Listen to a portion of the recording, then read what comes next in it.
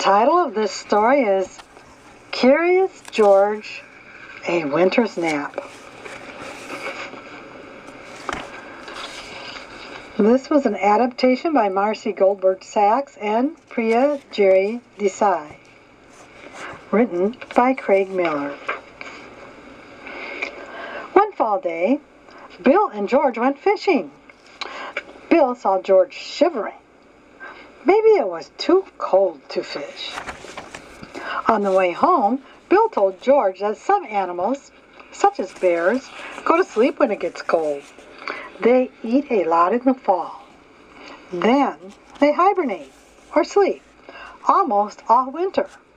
George was curious. If he hibernated, he would miss the cold winter months. At home, George ate and ate. Maybe he would get sleepy and hibernate.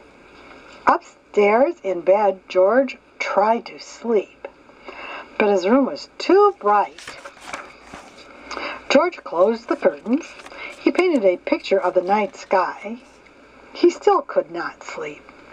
How did bears do it?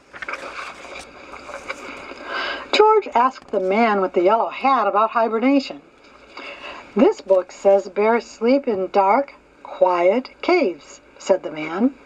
That was it. George needed a cave. George hung toy bats. He put rocks in his bed. Now his room looked like a cave. George settled in for his long winter nap. Uh-oh, now what? George could hear sounds outside. Pigs oinked, cows mooed, chickens clucked. George shushed them, but they would not be quiet. George covered his ears. The animals were not as loud, but his room was not silent yet. George taped his blanket over the window. Now it was dark and quiet. Finally, George fell asleep. He slept in his monkey cave just like a bear. After a long time, George woke up. He had done it. He had hibernated.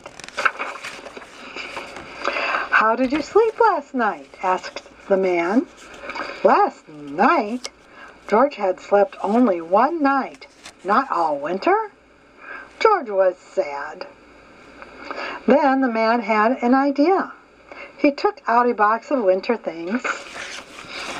The man reminded George how fun winter was.